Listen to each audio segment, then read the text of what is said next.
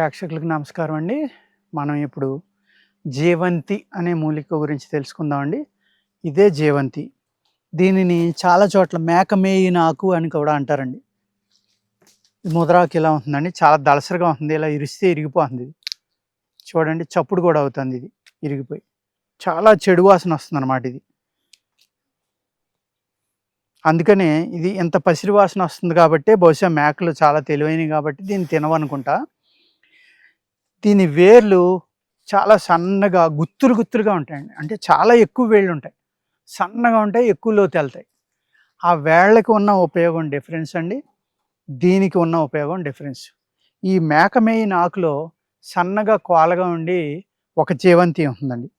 దాన్ని కనుక మీరు ఇలా ఇరిసి తెంపారనుకోండి ఆకుని, తెంపాను కదండీ! ఇలా తెంపితే దాని మొదల నుంచి విపరీతమైన పాలు కారుతాయి. చాలా స్పీడ్‌గా అన్నమాట. అది బంగారం రంగులో ఉంటుంది. యెల్లో కలర్‌లో వస్తుంది దీని నుంచి వచ్చేది. అందుకు దీన్ని ఏమన్నారు? స్వర్ణ జేవంతి అన్నారు. జేవంతుల్లో 2 రకాలు ఉంటాయండి. 2 కూడా మేకమెయిన్ ఆకు అంటారు. మేకమెయిన్ ఆకులు ఆయుర్వేదంలో చాలా తక్కువ ఉంటాయండి. అందులో ఇది కూడా ఒకటి.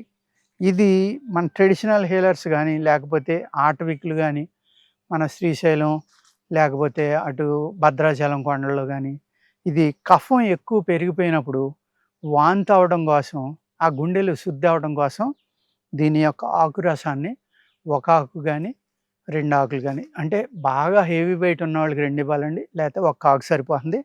దాంట్లో కొద్దిగా ఉప్పు కలిపి కూడా ఇవ్వచ్చు.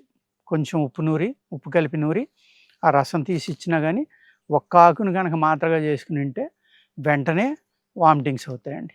అర్థమైంది కదండీ! ఇది శరీర బలాన్ని బట్టి, శరీర తత్వాన్ని బట్టి ఇయన్నీ చూసుకొని వాడవలసిన మూలికండి. ఇది దయచేసి మీరు సొంతంగా ప్రయోగాలు చేయొద్దు దీని మీద. అర్థమైంది కదండీ! దీన్ని ఏమంటారు? జీవంతి. ఈ జీవంతిలో ఎన్ని రకాలున్నాయి? 2. స్వర్ణ జీవంతి అంటారు ఇది. మామూలు జీవంతి.